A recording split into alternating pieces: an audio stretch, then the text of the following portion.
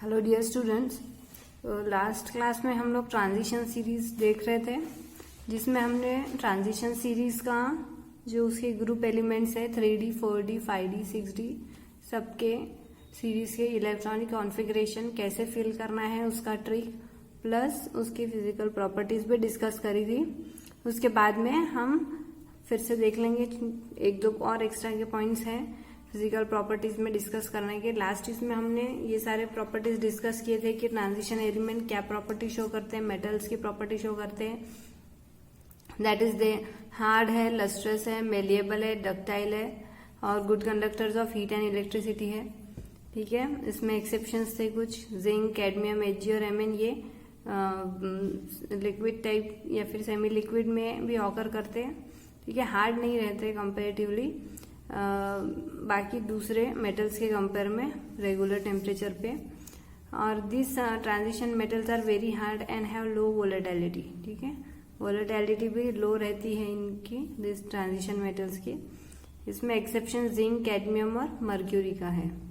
इसके बाद में it possesses high melting and boiling point, इसके लिए हमने ग्राफ भी डिस्कस किया था लास्ट लेक्चर में। ठीक है, तो जिसने नहीं देखा होगा वो अभी देख लेना है। प्रीवियस लेक्चर में हमने graphical representation of 3D, 4D और 5D सीरीज भी देखा है for property of melting point और बॉइलिंग पॉइंट के लिए। इसके बाद में transition elements have very high densities. Okay, उनकी डेंसिटी कैसी रहती है, हाई है as compare to group 1 and 2, क्योंकि हम क्या बोल रहे हैं कि एस ब्लॉक भी मेटल है और ट्रांजिशन एलिमेंट भी मेटल है, तो इनकी जो डेंसिटी है वो कंपेरेटिवली ज्यादा है एस ब्लॉक के कंपेयर में। ओके, और एंड अनदर थिंग कि IP are higher than those of S and P block element. इनका जो आयनाइजेशन पोटेंशियल है आईपी 1 बोल रहे हैं। ठीक है, आयनाइजेशन पोटेंशियल 1 मतलब क्या होता है, एक इलेक्ट्रॉन रिमूव करने का जो टेंडेंसी है वो, तो वो कैसा है, हाइयर है and then those of S and P block element. Again electropositive in nature है, बराबर है, मेटल है इसलिए। एंड फॉर्म कलर्ड कंपाउंड्स, ये इनकी इंपॉर्टेंट प्रॉपर्टी है कि ये क्या फॉर्म करते हैं, कलर्ड कॉम्प्लेक्स या कंपाउंड्स बोल सकते हैं।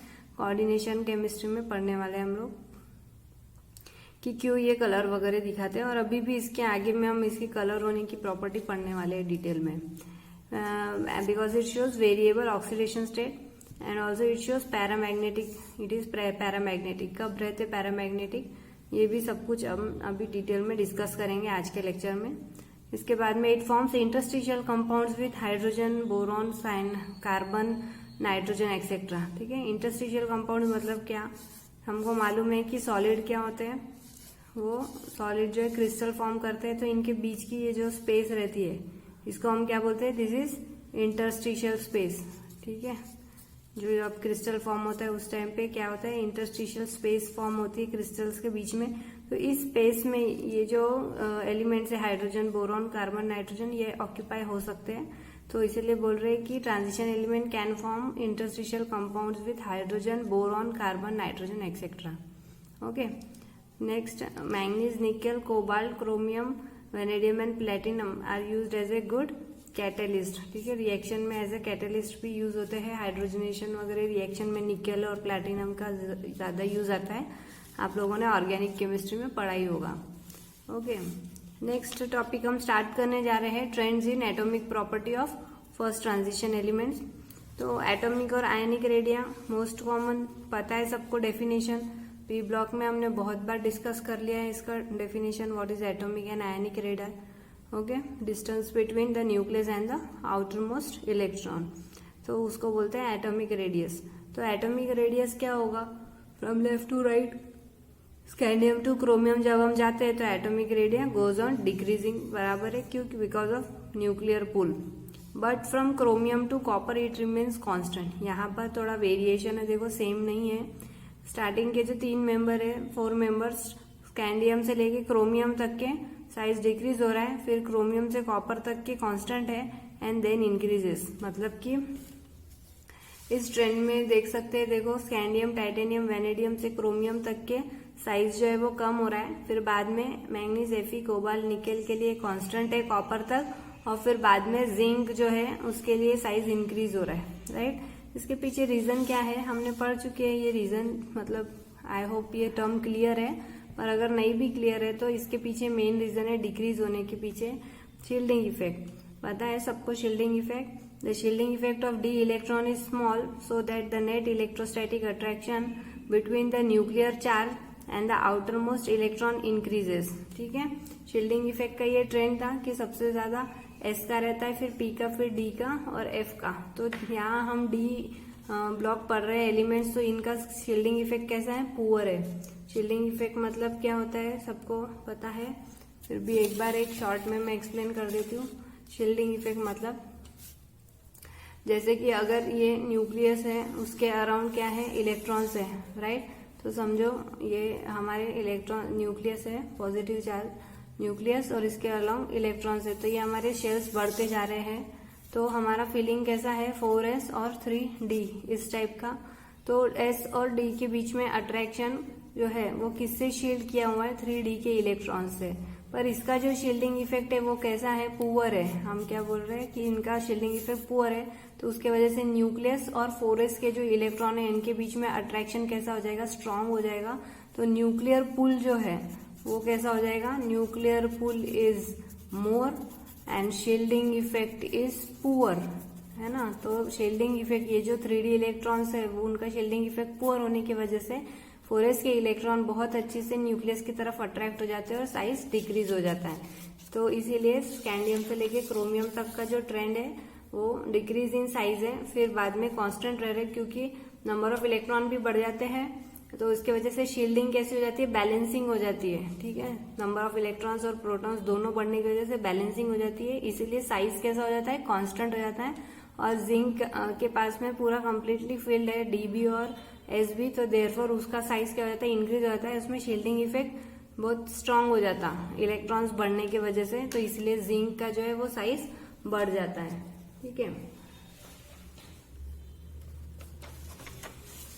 इसके बाद में अगेन हम बोल सकते हैं कि ये जो इफेक्ट्स है, this neutralizes the effect increased nuclear charge due to increase in atomic number and hence remains unchange after chromium. यही बात जो मैं बोल रही हूँ कि क्रोमियम के बाद में डिक्रीज होना कम क्यों हो गया, कांस्टेंट क्यों हो गया, क्योंकि न्यूक्लियर चार्ज इंक्रीज होने के साथ साथ में एटॉमिक नंबर बढ़ा है, मतलब कि इलेक्ट्रॉन्स भी बढ़े हैं, तो वो बैलेंस हो जाता है, न्यूट्रलाइज कर देता है शील्डिंग इफेक्ट को। इसके वजह से साइज कांस्टेंट होने लग जाता है। और ये जो ट्रेंड है वो दोनों के लिए सेम है, सेकेंड और थर्ड ट्रांजिशन सीरीज के लिए भी सेम है। ठीक है, फिर at the end there is a increase because of electron electron repulsions between the added electron in same orbital, the electron cloud expands and its size increases. ठीक है, last का जो है जिंक के लिए, ये स्पेशल किसके लिए बोल रहे हैं हम, जिंक के लिए, कि there is a increase in size because of electron electron repulsions between the added electron in same orbitals. Okay, the electron cloud expands and the size increases. उसके बाद में the atomic जो है size increases while going down the group. Down the group क्या होता है, size increase होगा obviously, क्योंकि down the group हम जब जा रहे हैं तो number of shell भी increase हो रहा है as well as number of electrons भी increase हो रहे हैं। सेकेंड और फर्स्ट और सेकेंड ट्रांजिशन के लिए सेम चीज फॉलो होगी, लेकिन but for third and second transition series have same atomic radius. ठीक है, मतलब बोलना ये है कि फर्स्ट और सेकेंड ट्रांजिशन सीरीज जो है उसके लिए ट्रेंड जो है वो इंक्रीजिंग ट्रेंड है, लेकिन थर्ड और सेकंड या फिर सेकंड और थर्ड ट्रांजिशन सीरीज के लिए एटॉमिक नंबर सेम रह रहा है, और सेम रहता है थर्ड और फोर्थ ट्रांजिशन सीरीज के लिए भी। तो ऐसा क्यों है, इसके लिए रीजन है कि सेकेंड और थर्ड को जब कंपेयर करते हैं उसका एटॉमिक साइज, तो वहाँ पे लैंथेनाइट कॉन्ट्रैक्शन देखने को मिलता है, और थर्ड और फोर्थ को कंपेयर करते हैं तो वहाँ पे एक्टिनाइट कॉन्ट्रैक्शन देखने को मिलता है। तो now what do you mean bye lanthanide और एक्टिनाइट, ये जब हम एफ ब्लॉक एलिमेंट पढ़ेंगे तब डिटेल में देखेंगे, लेकिन फिर भी एक शॉर्ट आइडिया ले लेते हैं कि व्हाट इज दिस। तो लैंथेनाइट और एक्टिनाइट में क्या होता है, ट्रांजिशन एलिमेंट में 4f और 5f ऑर्बिटल बढ़ रहा है, और आर फिल्ड बिफोर 5d और 6d ऑर्बिटल, है ना। तो which shows a poor shielding effect. अभी हमने देखा था सीक्वेंस क्या था कि एस का स्ट्रॉन्ग शील्डिंग इफेक्ट होता है, फिर बाद में पी का, उसके बाद में डी का, और उसके बाद में एफ का। तो एफ जो है वो सबसे ज्यादा पुअर शील्डिंग इफेक्ट दिखा रहा है, तो क्या होगा, ऑब्वियसली जो आउटर मोस्ट इलेक्ट्रॉन है उसका न्यूक्लियस से अट्रैक्शन ज्यादा रहेगा, उसके वजह से न्यूक्लियर पुल ज्यादा रहेगा, तो देयरफॉर क्या होगा, कॉन्ट्रैक्शन होगा। इसीलिए लैंथेनाइट और एक्टिनाइट जो है वो कॉन्ट्रैक्शन दिखाते हैं, देयरफॉर साइज जो है वो डिक्रीज होते जाता है और दोनों का मोर और लेस सेम रहता है कंपैरिजन में, साइज डिक्रीज होने का जो प्रोपोर्शन है वो। देयरफॉर उनकी जो प्रॉपर्टी है एटॉमिक रेडियस और फिजिकल एंड केमिकल प्रॉपर्टी वो भी कैसी रहती है, सेम रहती है। ओके, तो this was all about atomic radius. इसके बाद में हमको देखना है आयोनिक रेडाई क्या होता है।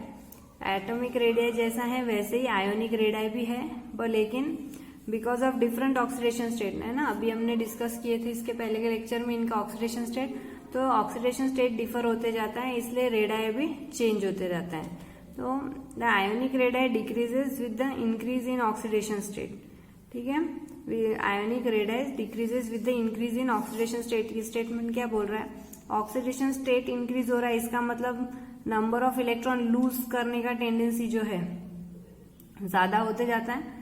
तो अगर नंबर ऑफ इलेक्ट्रॉन लूज हो जाएंगे तो साइज कैसा हो जाएगा, कम हो जाएगा ना वो आयन का। तो देयरफॉर हम बोल रहे हैं कि ionic radii decreases with the increase in oxidation state. Okay, and for the same oxidation state the ionic radii generally decreases with the increase in nuclear charge.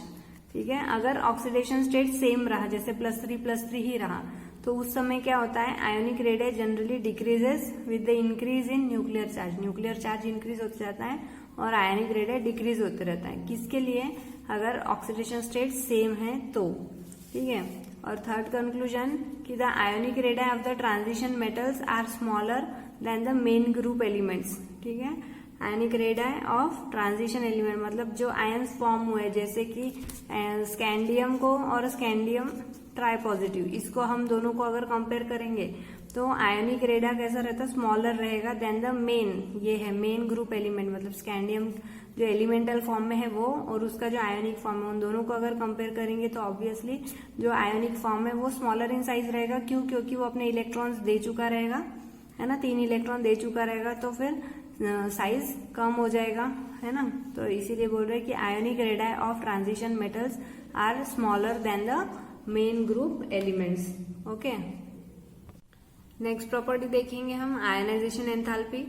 Ionization enthalpy मतलब क्या है, what do you mean by ionization enthalpy, the most loosely bounded electron जो remove करने के लिए energy लगती है, मतलब the amount of energy required to remove the most loosely bounded electron from an isolated gaseous atom is called as ionization enthalpy. ठीक है, सबको आई होप पता है। तो ionization enthalpy of D block is higher than that of S block and less than that of P block. Okay, S block से ज्यादा है और पी ब्लॉक से लेस है, क्योंकि हम क्या बोलते हैं, as we move from left to right ionization enthalpy goes on increasing. ठीक है, तो ionization enthalpy increases from left to right but quite slowly due to screening और शील्डिंग इफेक्ट। ये अभी हमने डिस्कस किया था। ओके, कि ionization enthalpy increases from left to right but slowly, क्योंकि क्या हो रहा है, स्क्रीनिंग और शील्डिंग इफेक्ट होने की वजह से साइज में चेंज आ रहा है, कभी कांस्टेंट रह रहा है और इंक्रीज हो रहा है। तो हम जब कंपेयर करेंगे तो देखेंगे कि zinc has highest ionization enthalpy. क्यों, क्योंकि उसका वैलेंस शेल जो कॉन्फ़िगरेशन है वो कम्प्लीटली फील्ड है 3d10 4s2 बराबर है। इसलिए अगर इसमें से इलेक्ट्रॉन रिमूव करना है तो हमको बहुत सारी एनर्जी देनी पड़ेगी, तो इसलिए इसका आयनाइजेशन एंथैल्पी कैसा रहेगा, बहुत ज्यादा रहेगा। फिर इन lower oxidation state it forms ionic compound. ठीक है, transition elements lower oxidation state में क्या फॉर्म करते हैं, आयनिक कंपाउंड, और हायर ऑक्सीडेशन स्टेट में क्या फॉर्म करते हैं, कोवैलेंट कंपाउंड। ठीक है, इसके बाद में क्रोमियम और कॉपर को भी कंपेयर किया तो chromium and copper also have high ionization enthalpy. क्यों, क्योंकि इनके कॉन्फ़िगरेशन कैसे हैं, एक्सेप्शन है यहाँ पे half filled, extra stability due to half filled and extra stability due to completely filled D orbital. उसके वजह से क्या होगा, बहुत ज्यादा एनर्जी देनी पड़ेगी अगर इलेक्ट्रॉन को निकालना है तो 3 मेंबर्स याद रखो, जिंक, क्रोमियम और कॉपर, इन तीनों को ज्यादा एनर्जी लगेगी। ठीक है, फिर बाद में IE1 is less than IE2 is less than IE3 बराबर है ना, क्योंकि अगर थर्ड इलेक्ट्रॉन जो अगर हम रिमूव करेंगे तो उसको हमको ज्यादा एनर्जी देनी पड़ेगी, तो therefore third ionization enthalpy is greater than second than first. ठीक है, इसका ग्राफ टेक्स्ट बुक में दिया हुआ है, तो आप लोग प्लीज देख लेना है कि व्हाट इज द ग्राफ। या फिर मैं डिस्कस कर लूंगी इसमें 3D 4D और 5D का एक ग्राफ है कंपेरेटिव। सबकी ऐसे ही ट्रेंड रहेगी, तीनों भी सीरीज के ग्राफ ऐसे ही रहेंगे। सबका थर्ड आयनाइजेशन एंथैल्पी ज्यादा रहेगा, फिर सेकेंड और फिर first. Okay, the atoms of the elements of third transition series possesses filled 4f orbitals and show poor shielding effect because of diffuse shape and hence greater nuclear attraction, and so large amount of energy required to ionize the elements of third transition series. That is, IP of third transition series is much higher than that of first and second. ठीक है, जो third transition series है मतलब कि fifth 5D, उसका जो ionization enthalpy है compare to 4D और कंपेयर टू 3D ज्यादा रहेगा। ये हम इस ग्राफ में देख सकेंगे। ठीक है, इसके बाद हम ये ग्राफ देखेंगे। नेक्स्ट है मेटेलिक कैरेक्टर। हमने स्टार्टिंग में फिजिकल प्रॉपर्टी में डिस्कस किया था कि ये मेटेलिक प्रॉपर्टी दिखाते हैं, that is the very characteristic property of transition element. इसके पीछे रीजन है कि because of low ionization enthalpy and vacant D orbital in the outer most shell. ठीक है, डी ऑर्बिटल कैसे वैकेंट है, क्योंकि D1 D2 D3 ऐसे 1 by 1 इलेक्ट्रॉन फील हो रहे हैं उसके वजह से। And hardness of this metal is because of strong bonding. Bond कैसा फॉर्म करते हैं ये, strong bond due to overlap of unpaired electron between the different metal atom, that is they form covalent bond. Covalent bond form होने की वजह से वो कैसे रहते हैं, हार्ड रहते हैं। उस वजह से हम क्या बोल रहे हैं कि they are show the property of metals. तो हम इसे कंक्लूड करेंगे कि the greater the number of unpaired electron D electrons greater is the number of bonds and therefore greater is the strength of this bond. है ना, जितना ज्यादा number of unpaired electron रहेंगे उतने ज्यादा बॉन्ड फॉर्म करने के लिए वो लोग रेडी रहेंगे, उतना ही वो ज्यादा स्ट्रॉन्ग बॉन्ड फॉर्म करेंगे, क्योंकि covalent bond is the strongest bond. इसके बाद में from left to right unpaired electron क्या होता है, goes on increasing 1 to 6। Right, देखो यहाँ पर for example zinc, scandium, titanium, vanadium, chromium, manganese, एफी, कोबाल्ट, निकेल, कॉपर और जिंक के कॉन्फ़िगरेशन लिखे हैं मैंने। 3D1 4s2, 3D2 4s2, 3D3 4s2, 3D5 4s1, 3D5 4s2, 3D6 4s2। तो यहाँ से इसके बाद में यहाँ से यहाँ तक के बढ़ रहा है। इसके बाद में 3D7 4s2, 3D8 4s2, 3D10 4s1, 3D10 4s2। तो यहाँ पे नंबर ऑफ अनपेयर्ड इलेक्ट्रॉन देखो, यहाँ पे 1 अनपेयर्ड इलेक्ट्रॉन है, यहाँ पे 2 अनपेयर्ड इलेक्ट्रॉन है, यहाँ 3 अनपेयर्ड इलेक्ट्रॉन है, यहाँ 6 है। तो 1 to लेके 6 तक के क्या हो रहा है, भले सीक्वेंस में नहीं है पर नंबर ऑफ अनपेयर्ड इलेक्ट्रॉन बढ़ते जा रहे हैं। ओके, यहाँ पे देखो 3D5 4s1 है, तो इसीलिए बोल रहे हैं कि वन लेफ्ट टू राइट जब हम जा रहे हैं तो अनपेयर्ड इलेक्ट्रॉन बढ़ते जा रहे हैं, तो they have more tendency to form covalent bond which is the strongest bond, and so they are showing which property, metallic property. Okay, इसके बाद में in all transition metals the melting point steadily increases up to D5 configuration. ये इसका graph भी हमने देखा, उसमें हमने स्टडी किया कि मेल्टिंग पॉइंट भी D5 कॉन्फिगरेशन मतलब कि क्रोमियम तक का जो है मैक्सिमम ग्राफ, इस टाइप का ग्राफ देखा था। ठीक है, ये पीक जो था वहां पर कौन सा एलिमेंट आ रहा था, क्रोमियम। तो हमने कंपेयर किया था कि क्रोमियम, मॉलिब्डेनम और टंगस्टन जो कि 3D 4D और 5D सीरीज के have maximum number of unpaired electron कितना, 6 अनपेयर्ड इलेक्ट्रॉन है तीनों में भी, and therefore these are very hard metals and have maximum enthalpies of atomization. ठीक है, इनकी बहुत ज्यादा एंथैल्पी ऑफ एटमाइजेशन भी है और ये लोग हार्ड भी है करके। पर जिंक, कैडमियम और मर्क्यूरी जो है दे do not have unpaired electron, बराबर है 30 है इसका एटॉमिक नंबर। इनका इसका भी मतलब इनके 3D शेल भरा हुआ है, इसका 4D शेल भरा हुआ है, इसका 5D शेल भरा हुआ है। तो कंप्लीटली फिल्ड होने की वजह से they do not have any unpaired electron and therefore these are not very hard and have typical metallic structures. ठीक है, मेटेलिक स्ट्रक्चर है but they are not very hard. Mercury तो लिक्विड फॉर्म में ही देखते हैं हम लोग। और उसके बाद में एक और कंक्लूजन कि they have simple hexagonal HCP, है ना। सॉलिड अगर फॉर्म करेंगे या हार्ड रहेंगे तो वो कौन से स्ट्रक्चर्स फॉर्म करेंगे, सॉलिड स्टेट में हमने पढ़ा है क्रिस्टल स्ट्रक्चर फॉर्म करेंगे, तो it forms HCP, hexagonal close packing, cubic close packing CCP और BCC, body centred cubic lattices. तो इस टाइप के स्ट्रक्चर्स वो लोग ये जो कंपाउंड्स है जो बनने के बाद में फॉर्म करते हैं। ठीक है,